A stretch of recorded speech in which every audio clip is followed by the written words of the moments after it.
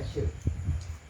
Kita mulai. Auzubillahiminasyaitonirrajim. Bismillahirrahmanirrahim. Baik, yang saya hormati kawan-kawan semua, teman-teman seperjuangan, gure-gure semua, tungku-tungku dan ustaz yang telah berhadir pada kajian malam ini. Jadi sebagaimana makalah yang telah dibagikan di grup kita, yaitu tentang hadis problematik dalam tanda kutip hadis maudhu ya. Jadi kita akan bahas hari ini terkait dengan hadis problematik.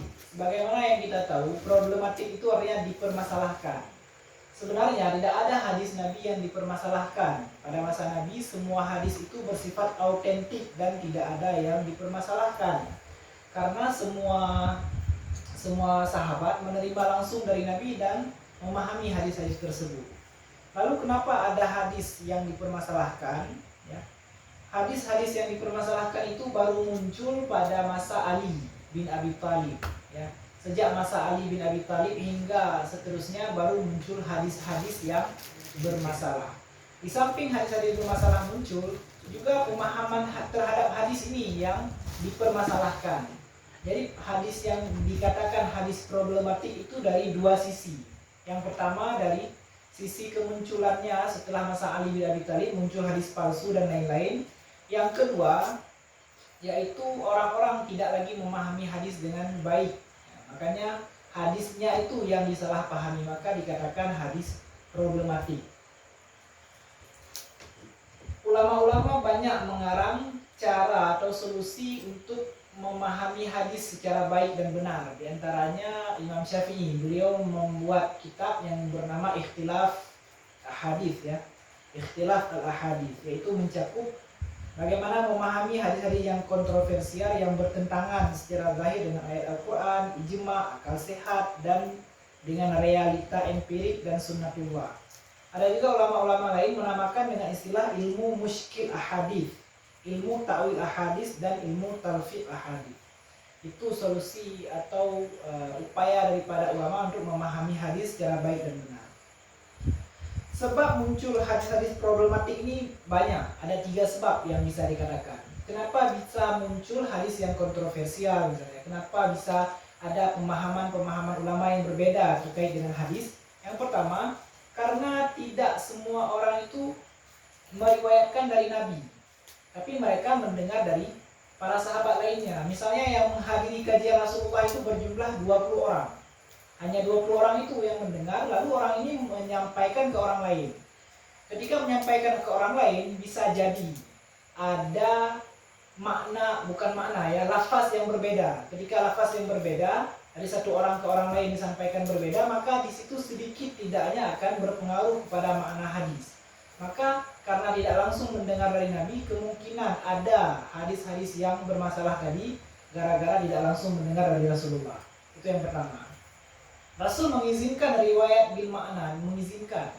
Dan karena ada riwayat bil makna tersebut tidak diriwayatkan dengan lafaz yang murni dari Rasulullah, maka ini juga yang membuat ada ranah atau ada kesempatan terjadinya atau munculnya hadis yang problematik. Tidak semua hadis problematik ini tidak bisa diterima ya. Nanti ada pola-pola, ada rumus-rumus yang cara memahami hadis sebagaimana yang kita jelaskan dari pertemuan-pertemuan yang lalu, misalnya cara untuk memahami hadis kan ada fiqhul hadis sudah kita pelajari. Jadi selanjutnya sebab kedua, ada hadis dari Nabi yang menyatakan rubba hamilu afqahu minas sami ya, rubbas sami au aminal, ada itu kata-kata, ada yang ingat? Bisa jadi orang yang mendengar lebih memahami daripada orang yang menyampaikan. Ada hadisnya. Rubba Ustaz ini gimana, ada ulang beberapa kali afqahu minal hamil, begitulah ya. Jadi enggak semua orang itu bisa memahami ketika mendengar kata-kata Nabi. Orang yang enggak paham ini menyampaikan ke orang yang paham, lalu mereka meriwayatkan. Begitulah kira-kira. Dan itu diizinkan. Dan juga nanti kenapa ada muncul hadis problematik, karena menulis hadis itu tidak populer pada masa Nabi. masalah tulis menulis hadis itu banyak perdebatan para ulama. Ada yang mengatakan hadis nggak boleh ditulis pada masa Nabi. Nabi melarang keras penulisan hadis. Ada yang menyatakan Nabi menyuruh orang menulis hadis dan membiarkan orang menulis hadis. Tapi pendapat kuat oleh ulama-ulama modern seperti Muhammad Ajat Al-Khatib dan lain-lain, mereka menyatakan lebih boleh menulis hadis. Buktinya nanti ada pembukuan hadis pada masa Umar bin Abdul Aziz oleh ulama besar yaitu Muhammad ibnu Syihab Az-Zuhri. Jadi memang dibolehkan. Kenapa ada larangan menulis hadis? Itu karena ada ilatnya. Tiap larangan pasti ada ilat. Kenapa? Karena Nabi ingin masyarakat atau umat Islam ketika itu fokus mengkaji Al-Quran. Fokus kaji Al-Quran, menghafal Al-Quran, menjadikan Al-Quran prioritas di atas segala-galanya. Oleh sebab itu Nabi takut kalau orang-orang menulis hadis fokus ke hadis nanti Al-Quran akan terabaikan. Maka ada larangan menulis hadis. Itu ilat yang pertama. Ilat yang kedua, kenapa tidak Nabi melarang menulis hadis? Itu bagi orang-orang yang kuat hafalan. Jadi orang-orang yang kuat hafalan silahkan andalkan hafalan untuk memelihara hadis. Tapi ada perintah nanti menulis hadis. Bagi siapa? Bagi orang-orang yang lemah hafalannya. Maka diperintahkan untuk menulis hadis. Dan memang penulisan hadis tidak populer karena waktu itu tulis menulis belum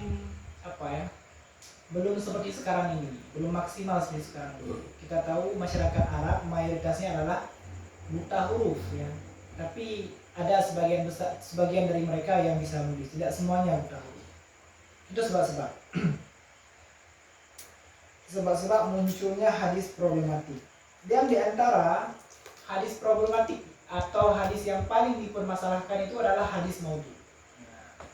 Hadis maudhu ulama beda pendapat. Ada yang menggolongkannya pada cabang dari hadis dhaif. Ada ulama yang memisahkan hadis maudhu tidak layak dikatakan hadis dhaif karena dia itu memang bukan hadis. Ya. Karena dia itu memang perkataan orang, karangan orang yang dibuat-buat, maka dia nggak layak dikatakan hadis. Kalau maudhu dia walaupun kekurangannya ada, tapi dia masih bisa dikatakan hadis. Maka ulama mengatakan ini bidang lain. Hadis maudhu itu dia bukan bagian dari hadis dhaif. Ada ulama yang menyatakan dia bagian dari hadis dhaif. Selanjutnya, hadis maudhu itu apa? Secara bahasa dia itu masqat yang digugurkan, atau matruk yang ditinggalkan, atau muftara yang diada-adakan atau yang dibuat-buat. Ya. Kalau kita lihat hadis bermasalah, tadi dia ada bermasalah dari segi matan dan ada bermasalah dari segi sanad. Hadis-hadis yang bermasalah dari segi matan ada yang bertentangan dengan Al-Quran, dengan hadis sahih, sirah nabawiyah, akal sehat, kesaksian indera, sejarah, tidak mirip kata-kata Nabi, kekeliruan dari segi makna dan makna yang keji. Itu dari segi matan. Adapun dari segi sanad, ada hadis maudhu, matruk, mungkar, syaz, mu'allal, mudallas, mudraj, maklub, mazid, muttarib, mustahaf, dan majhul. Itulah kira-kira. Kita masuk sekarang ke ini. Ancaman Nabi yang sangat populer itu Nabi mengancam orang-orang yang membuat hadis maudhu. Inna kadziban alayya laisa kakadzibikum ala ahadikum. Faman kadzaba alayya muta'ammidan falyatabawa maq'adahu minan nar. Sesungguhnya kalian berbohong kepadaku atas namaku bukan seperti kalian berbohong kepada nama-nama di antara kalian. Sesungguhnya orang yang berbohong atas namaku adalah orang-orang yang dia akan mendapatkan tempat duduknya di neraka. Ini hadis ancaman bagi yang membuat hadis palsu. Lalu yang menjadi pertanyaan, kapan muncul hadis palsu? Ada ulama yang menyatakan muncul hadis palsu sejak masa Nabi. Kenapa? Jadi hadis ini katanya merespon terhadap situasi atau ada orang yang mencoba membuat hadis berbohong atas nama Nabi, maka muncul hadis ini. Tapi riwayat ini sangat lemah. Di sini ada ulama namanya Salahuddin Al-Aghlabi. Beliau menyatakan riwayat ini menyatakan telah terjadi pemalsuan hadis di masa Nabi. Tapi pemalsuan hadis di masa Nabi tidak berkaitan dengan agama, tapi berkaitan dengan dunia. Ya. Ada seseorang datang ke suatu komunitas, dia ingin menikah dengan seorang perempuan yang ada di komunitas itu. Tapi orang-orang di komunitas ini tidak menerima laki-laki ini. Hingga dia katakan, saya diperintahkan oleh Rasulullah untuk memutuskan perkara ini, dan ini. terhadap kalian. Lalu orang-orang ini curiga terhadap apa yang disampaikan sama laki-laki ini dan mereka mencoba mengklarifikasi ke Rasulullah. Hingga nanti Rasul mengatakan dia itu sudah berbohong. Maka kalau dia masih hidup, bunuh dia. Kalau dia sudah mati, bakar mayatnya. Itu diperintahkan oleh Nabi. Riwayat ini juga diperselisihkan. Itu yang jadi masalah. Kenapa diperselisihkan riwayatnya? Karena Nabi itu tidak pernah menyuruh untuk membakar orang yang hidup, itu nggak pernah disuruh. Maka riwayat ini tidak populer di antara kita. Ya, itulah kira-kira. Adapun ulama lain menyatakan hadis maudhu itu nggak ada pada masa Nabi. Adapun hadis tadi itu sebagai peringatan, karena kemungkinan akan ada orang-orang yang berbohong atas nama Nabi, maka sejak hidup Nabi telah memperingatkan agar jangan berbohong atas nama Nabi atau jangan membuat hadis palsu. Ini pendapat yang lebih kuat. Begitulah kira-kira. Lalu kita masuk ke sebab-sebab kemunculan hadis maudhu. Yang pertama karena pertikaian politik. Jadi setelah Utsman meninggal, lalu Ali menjadi khalifah, di situ ada perang antara Ali dengan Aisyah, dengan Zubair, dengan Muawiyah. Jadi di era-era pertikaian politik itu baru muncul nanti fraksi, ada fraksi Syiah pendukung Ali, ada fraksi Muawiyah pendukung Muawiyah, ada sekte Khawarij yang keluar dari pihak Ali bin Abi Thalib. Ya, begitulah kira-kira. Jadi dari tiga fraksi inilah muncul hadis-hadis palsu. Pertama kali yang membuat hadis palsu ada yang mengatakan Syiah Rafidhah. Ya, karena mereka merasa ditekan. Orang-orang Muawiyah yang pertama. Kenapa orang Muawiyah yang membuat hadis palsu? Karena ketika mereka, bukan Muawiyah sahabat, dia tentu tetap setia kepada ajaran Nabi, tapi orang-orang setelah Muawiyah atau orang-orang yang mendukung kekuasaan Muawiyah. Ketika Muawiyah menjabat sebagai raja atau khalifah, orang-orang tetap memberontak kepada Muawiyah. Ada Syiah, ada sahabat-sahabat lain, ada Ibnu Zubair di Mekah. Tetap mereka melancarkan serangan-serangan kepada Muawiyah. Ada orang Hasan dan seterusnya. Lalu orang Muawiyah untuk melegitimasi kekuasaannya, mereka mencari dalil dari agama, mencari justifikasi dari Al-Quran. Gimana caranya nih? Harus ada ayat Al-Quran yang mendukung kekhalifahan Muawiyah. Nggak ada ayat Al-Quran karena Al-Quran sudah terhafal, terbukukan dan terjaga. Maka mereka mencari ke hadis Nabi. Lalu karena nggak ada yang menunjukkan secara langsung tentang Muawiyah dari hadis-hadis Nabi, dalam urusan politik ini kan nggak ada hadis yang menunjukkan kekhalifahan Muawiyah secara langsung. Maka mereka membuat hadis yang mengutamakan Muawiyah atau yang mengatakan hebat Muawiyah dan lain-lain. Begitulah kira-kira, itu kemunculan hadis maudhu. Selanjutnya dari pihak Syiah juga demikian. Syiah yang tertindas, yang selalu berseberangan dengan pemerintahan pada masa Muawiyah, maka mereka juga mencari dukungan dari masyarakat dengan membuat hadis-hadis palsu. Ya. Oknum, bukan semua orang Syiah. Jadi oknum Syiah tadi membuat hadis-hadis palsu yang mengatakan keutamaan Ali. Padahal keutamaan Ali memang ada, tapi mereka nggak puas. Ya, Ana Madinatul Ilmi itu kuat hadisnya. Tapi mereka nggak puas kalau cuma hal-hal yang seperti itu. Jadi mereka ingin menjadikan Ali sebagai khalifah atau sebagai imam. Maka ada nanti likulli nabiyyin wasin wa Ali wasi, begitulah kira-kira. Semua nabi itu punya pewaris dan Ali adalah pewaris. Dan contoh hadis-hadis lain yang menyatakan Ali berhak menjadi khalifah setelah itu.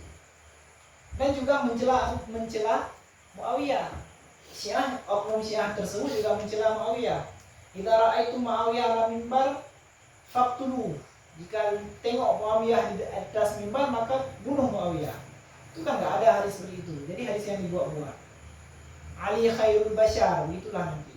Faman aba faqad kafar. Ali adalah sebaik-baik manusia. Siapa yang enggan atau nggak suka kepada Ali maka dia telah kufur. Ini juga hadis yang dibuat-buat oleh oknum Syiah untuk mengutamakan Ali atau menyatakan Ali sebagai khalifah selanjutnya yang sah. Begitulah terus menerus antara Ali dan Muawiyah. Lalu pihak jumhur pun nggak tinggal diam. ketika Muawiyah membuat hadis tentang kehebatan, menjustifikasi atau menjelekkan Ali, orang Syiah juga membuat hadis yang mengutamakan Ali dan menjelekkan Muawiyah. Di situ jumhur juga nggak tinggal diam. Jumhur itu mayoritas orang lain yang setuju, Abu Bakar, Umar, Utsman, dan Ali. Mereka karena Ali sudah diagung-agungkan luar biasa, mereka juga terdorong untuk membuat hadis tentang keutamaan Abu Bakar dan Umar. Maka banyak juga nanti keutamaan Abu Bakar dan Umar yang kalau kita lihat sepintas itu tidak masuk akal. Banyak hadis yang berkaitan dengan hal tersebut. Itu yang pertama. Jadi masalah pertikaian politik ini itulah yang menyebabkan kemunculan hadis maudhu. Yang kedua, siasat musuh-musuh Islam. Jadi ketika Islam telah meluas ke Damaskus, ke Syam, ke Irak, ya, orang-orang Persia, Romawi sudah kalah, maka nanti mereka tidak langsung, maksudnya mereka tidak langsung hilang, tapi mereka ada menyimpan dendam-dendam atau keinginan untuk menguasai kembali atau menghidupkan kembali ke kerajaan mereka. Tapi karena mereka nggak punya lagi tentara, nggak punya lagi daya kekuatan, maka mereka mulai menyusun strategi-strategi menghancurkan Islam.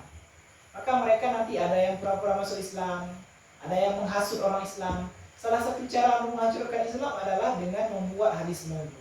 Sama kayak tadi, nggak mungkin Al-Quran. Kalau Al-Quran yang dimasuk itu nggak mungkin, karena sudah terjaga. Banyak yang hafal, banyak yang. Tapi hadis pada masa itu belum banyak, belum ada yang membukukan. Maka mereka masuk lewat pemalsuan hadis.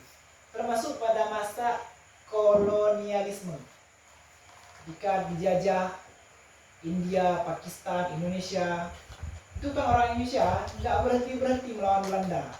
Maka gimana caranya ini? Orang Belanda itu mengirimlah Snok misalnya kan, dia ke Aceh untuk membaca bagaimana orang Aceh. Ternyata orang Aceh itu dari segi agamanya luar biasa. Maka dia masuk dari segi agama. Salah satu hadis yang populer yang dia sampaikan, ad-dunya apa ya? Lahmon, watullah wa kilawun, itu gimana? Ad-dunya apa? Jifatun. Bangkai. Ad-dunya jifatun, watullah wa kilawun. Dunia ini adalah bangkai, sedangkan orang yang mencari dunia adalah anjing-anjing. Kenapa muncul di sini? Karena biar orang itu tidak mencari dunia, ya, biar hidup zuhud. Kalau dia katakan, Snok melihat kalau orang-orang Aceh ini cuma zikir-zikir aja, tidak peduli kepada penjajahan, tidak melawan penjajah, maka orang Belanda itu akan lebih bisa mengalahkan Aceh. Maka dibuatlah hadis-hadis yang kayak gini yang membuat orang-orang Aceh itu terjauhkan dari semangat untuk hidup di dunia. Dan itu hadisnya memang palsu karena bertentangan dengan Al-Quran yang menyatakan wabtaghi fima ataakallahu daral akhirah wala tansa nasibaka minad dunya. Begitulah kira-kira. Di India dan di Pakistan juga terjadi hal yang sama. Kemudian ada primordialisme. Primordialisme itu di Arab pada masa Muawiyah, pada masa dinasti Umayyah, ada diskriminasi antara Arab dan Ajam. Ya, orang-orang Arab itu menganggap rasnya yang lebih hebat dibandingkan dengan orang Ajam, orang Persia, orang luar Arab yang masuk Islam. Maka karena orang Persia sudah dinomorduakan, ya, maka mereka membuat hadis untuk menyatakan mereka juga luar biasa. Ya, hingga keluarlah hadis. Di sini ada saya tulis, innal kalam alladhi haulal arsy al-farisiyah. Perkataan atau bahasa yang digunakan di Arsy itu adalah bahasa Persia. Jadi untuk menjustifikasi biar mereka itu tidak bisa dibeda-bedakan, ya. Dan orang Arab pun meresponnya, abghadul lughat ilallah al-farisiyah. Abghadul lughat, ya, bahasa yang paling jelek menurut kepada Allah itu atau oleh Allah, menurut Allah adalah bahasa Persia. Ini gara-gara ada diskriminasi. Tapi diskriminasi ini agak hilang nanti di masa Abbasiyah, karena Abbasiyah bekerja sama dengan orang-orang bawahan, orang-orang Buddha, orang-orang lawan musuh dari Umayyah untuk mengalahkan Umayyah. Itulah kira-kira. Lalu ada fanatisme mazhab. Jadi fanatisme mazhab atau aliran juga menyebabkan kemunculan hadis-hadis maudhu. Contohnya di sini saya sampaikan, ada seorang dari penganut mazhab Hanafi ketika melihat penganut mazhab Syafi'i mengangkat tangan ketika rukuk, ketika rukuk dan i'tidal, sami Allah Allahu Akbar, sami Allahu liman hamidah, dia membuat hadis man rafa'a, dia mengutip hadis palsu, man rafa'a yadayhi fi rukuk fala salata lahu. Siapa yang angkat tangan ketika rukuk maka dia sama seperti tidak salah, dia nggak sah salahnya. Itu hadis yang dibuat, ya, hadis maudhu, karena legitimasi mazhab fikih lagi. Juga dalam aliran kalam, ada aliran yang menyatakan nanti Al-Quran makhluk, ada Al-Quran bukan makhluk. Jadi dua hal ini menjadi perdebatan di era itu antara Mu'tazilah dengan Asy'ariyah. Lalu ada orang yang menyatakan hadis, dia katakan itu sebagai hadis, man qala Al-Quran makhluk faqad kafar. Siapa yang katakan Al-Quran makhluk maka dia kafir. Padahal ini nggak ada hadis Nabi.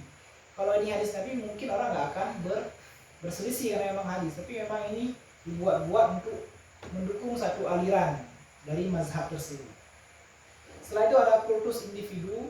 Ini kultus individu sama seperti orang yang mendukung Ali, Abu Bakar, Umar, Muawiyah, atau mendukung individu mazhab. Ada juga yang menyatakan Nu'man bin Thabit itu sebagai orang yang saya min ba'di ismuhu Nu'man bin Thabit wa huwa faqih, begitulah kira-kira. Nu'man bin Thabit Imam Hanafi. Ada juga yang menyatakan Imam Syafi'i adalah seorang ismuhu Muhammad ibn Idris wa huwa alimul, kayak itulah kira-kira.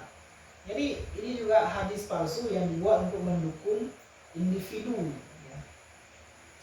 Lalu yang keenam ada pembuat cerita. Pembuat cerita ini orang-orang yang suka bercerita. Dia itu muncul di akhir masa dinasti Umayyah. Mereka mencerita, lalu untuk meyakinkan apa yang dia ceritakan, dia tambahkan hadis-hadis. Jadi biasanya hadis ini yang menciptakan pahala luar biasa, ya. Di aras ada sayap malaikat, ada sayap burung itu dari tiap-tiap sayapnya akan menghamparkan seperti, cerita-cerita yang secara rasional tidak ini, ya, tidak logis kita katakan. Begitulah kira-kira. Jadi ini banyak nih, ya. Ada juga yang lain yang menyatakan adikul abiyat, gimana ya? Adikul abiyat, nah, masalah ayam putih, habibi wa habibi habibi, itu dikatakan hadis. Ayam putih adalah kekasih dari kekasihku Jibril. Padahal tidak ada pada hadis seperti itu, ya.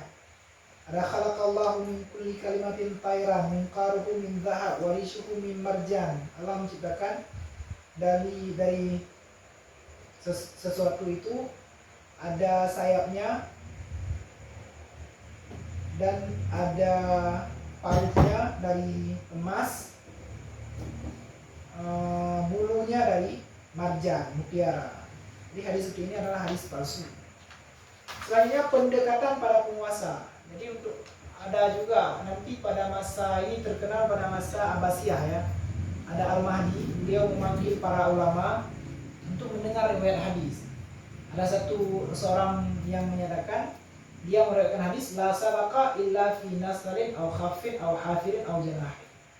Tidak ada perlombaan yang baik kecuali pada anak panah, ketangkasan, menunggang kuda dan burung, ya. Karena dia tahu Al-Mahdi itu suka memelihara burung dan suka mengadu burungnya, maka dia katakan adu burung itu adalah sesuatu yang bagus atau disenangi dalam agama lewat hadis ini. Jadi ada orang yang menciptakan hadis palsu itu untuk mendekat kepada penguasa. Tapi Al-Mahdi tahu ini hadis palsu, diberikan juga dia duit, uang, lalu lalu burungnya disuruh sembelih oleh Al-Mahdi. Selanjutnya keinginan berbuat baik tanpa dasar pengetahuan agama. Ini juga banyak ini. Jadi kenapa kamu buat hadis maudhu? Biar orang-orang itu dia mau beribadah, biar orang-orang mau rajin meninggalkan larangan-larangan maksiat-maksiat. Ada juga orang yang seperti itu. Padahal dia nggak tahu dalam tentang hadis, dan dia itu juga tidak tahu kecaman atau ancaman dari Allah itu sangat besar, ya, kepada para pemalsu hadis, ya. Banyak hadis seperti itu. Contohnya ad-dunya haramun ala ahli akhirah wal akhiratu haramun ala ahli dunya. Atau ada hadis yang menyatakan setiap surah-surah Al-Quran itu ada hikmahnya. Surah Al-Baqarah, Al-Fatihah sampai Anas ada hikmahnya semua. Ya, siapa yang membaca ini hikmahnya ini. Itu palsu. Kenapa palsu? Karena dia buat karena tidak berasal dari Nabi, dan memang tujuan dia buat itu bagus. Tujuannya untuk orang-orang itu rajin baca Al-Quran. Tapi karena dia labelkan nama Rasulullah di belakang, itu sudah termasuk ke hadis maudhu. Begitulah kira-kira ya. Jadi cara mengetahui hadis maudhu itu gimana caranya? Di sini ada beberapa cara dari segi sanad. Pengakuan dari periwayat. Ada yang mengaku, saya sudah membuat hadis sekitar 4.000 hadis. Tapi ada yang taubat. Rafidah itu banyak kali. Syiah Rafidah membuat hadis palsu, tapi mereka nanti ada yang taubat. Ketika dia taubat, hadis-hadis palsu yang dia buat, dia ungkapkan ke orang lain, itu adalah hadis palsu. Tapi nggak semua. Karena dibuat barang 40.000. Yang dia sempat dia klarifikasi hanya sekitar 10.000. Jadi yang lain tersebar semua. Yang kedua, bertentangan dengan realita historis periwayat. Nggak pernah jumpa dalam masa kita. Ya. Si A ini hidup misalnya dia lahir tahun 120 Hijriah.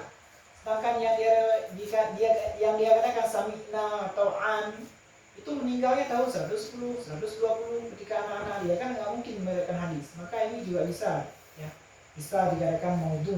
Tapi nggak semua seperti itu, karena ada nanti hadis yang terputus. Hadis munqati itu ada bagian hadis yang terputus. Misalnya dari tabi'in langsung ke Rasulullah. Ya. Ada hadis mursal sahabi. Nggak semua. Yang terakhir adalah periwayat itu pendusta. Dia memang terkenal dengan pendusta. Jadi orang yang sudah terkenal dengan pendusta itu tidak bisa lagi meriwayatkan hadis, ya. Karena syarat hadis apa? Diktun, ya. Fiqah. Kurang diktun sedikit langsung jadi hadis dhaif. Kalau kurang siqah atau tidak terpercaya, pendusta dia, maka tidak bisa meriwayatkan hadis, ya.